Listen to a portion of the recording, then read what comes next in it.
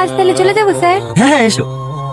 আর শোনো, first morning আমরা hotel থেকে স্টুডিও যাবো, একটু ভালো করে সেজে গুজে এসো। ঠিক আছে। এলাও গরম গরম লুচি এসছি, ব্রেকফাস্ট করলাম। আমার খাবার কই? আমি বাজারে খেয়ে লিছি। ডিরেক্টর ফোন করেছিল কিরণের মোবাইলে, আজকে নাকি সারা রাত রিহার্সাল করাবে। যাবো, তুমি আমাকে রেখেই চলে আসবা, ওখানে বসে থাকার দরকার নাই। হ্যাঁ হ্যাঁ ঠিক আছে, খেয়ে লাও। ভাবি লালটু তো এক্ষুনি তো এখানে ছিল, বাইরে নাই? তুমি এত সেজে গেছে কোথায় যাবা? প্রিন্স হোটেলে রিহার্সাল আছে। হোটেল আবার কিসের রিহার্সাল? ডিরেক্টর যেতে বলেছে। তুই এখানে কি করছিস? তোর ঘর খুঁজে খুঁজে পাসনি? তোর সব কি বলছে? রাতে আবার কিসের রিহার্সাল? ডিরেক্টর ডেকেছে যে রাতে সব রিহার্সাল টিহার্সাল কিচ্ছু হয় না। ভাবিকে ভাষা যে বুঝতে পারছে নি। ডিরেক্টরের ব্যাপারে মনে খারাপ খারাপ কথা শুনেছি, তো আজকে রাতেই বলতু ওই শালা নিয়ত খারাপ আছে। ভাবিকে হোটেলে রাতে একা ডাকছে, কিছু বুঝতে পারছে নি। পাগলা হয়ে গেছে নাকি? তুই কিছু বলতে পারলে বল, আমি ভাইকে বুঝে বলছি। আর কি করছি? আমি সব জানি। সেদিন আমি বাথরুমে গেলাম না, ও স্বপ্ন পূরণ করার জন্য যদি এই পথ বেছে নিতে পারে, আমি কোনোদিন ওর পথে বাধায় দাঁড়াবো না। আমি ওর জন্য সবকিছু করতে পারি, সবকিছু।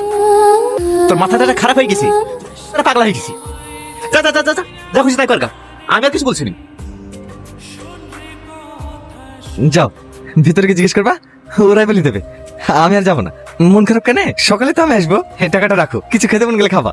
যাও যাও, দেরি করো না। আমি হবো না গায়িকা, শুধু তোমাকে লাগবে, শুধু তোমাকে।